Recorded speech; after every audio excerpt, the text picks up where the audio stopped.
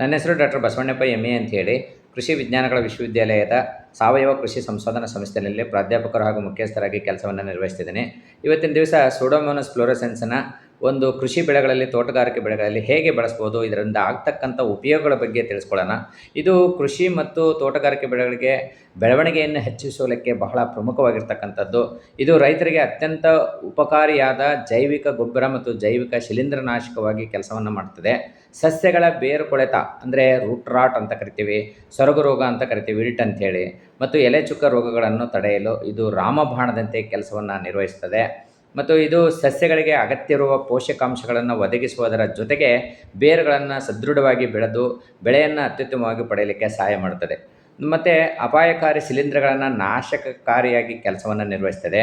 ಮತ್ತು ಇದು ಸಾವಯವ ಆಮ್ಲಗಳನ್ನು ಸ್ರವಿಸುವ ಮುಖಾಂತರ ಉತ್ಪಾದಿಸುವ ಮೂಲಕ ಕರಗದೇ ಇರುವುದಂತಹ ಫಾಸ್ಫೇಟ್ ಮತ್ತು ಪೊಟ್ಯಾಷಿಯಂ ಅನ್ನು ಕರಗಿಸಿ ಬೆಳೆಗಳಿಗೆ ಸಿಗುವಂತೆ ಇದು ಮಾಡುತ್ತದೆ. ಇದು ಕಬ್ಬಿಣಕ್ಕೆ ಬಂಧಿಸಿದ ಸೈಟ್ರೋಫೋರ್ಗಳನ್ನು ಉತ್ಪಾದಿಸಿ ಅಗತ್ಯವಿರುವ ಸೂಕ್ಷ್ಮ ಪೋಷಕಾಂಶಗಳನ್ನು ನೇರವಾಗಿ ಬೇರುಗಳಿಗೆ ಸಿಗುವಂತೆ ಇದು ಕೆಲಸವನ್ನು ನಿರ್ವಹಿಸ್ತದೆ. ಅಲ್ಲದೆ ಪೈಥಿಯಂ ಮತ್ತು ಫಿಜೇರಿಯಂ, ರೆಜೆಕ್ಟೋನಿಯಾ ಮತ್ತು ಝಾಂಥೋಮೋನಾಸ್ನಂತಹ ಶಿಲೀಂಧ್ರ ರೋಗಗಳನ್ನು ನಿಯಂತ್ರಿಸಲು ಏಜೆಂಟಾಗಿ ಇದು ಕೆಲಸವನ್ನು ನಿರ್ವಹಿಸ್ತದೆ.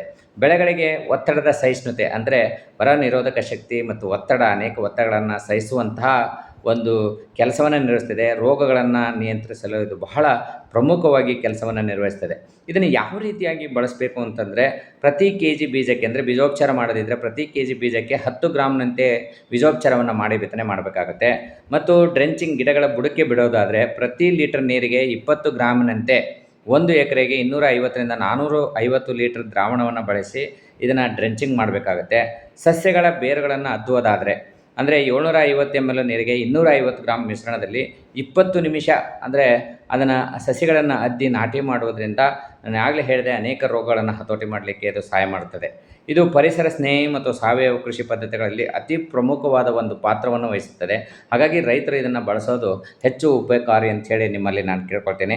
ಹೆಚ್ಚಿನ ಮಾಹಿತಿಗಾಗಿ ನನ್ನ ದೂರವಾಣಿ ಸಂಖ್ಯೆಯನ್ನು 8073567995 ಅಂಥೇಳಿ ತಾವು ಯಾವಾಗಾದರೂ ಸಂಪರ್ಕಿಸಬಹುದು.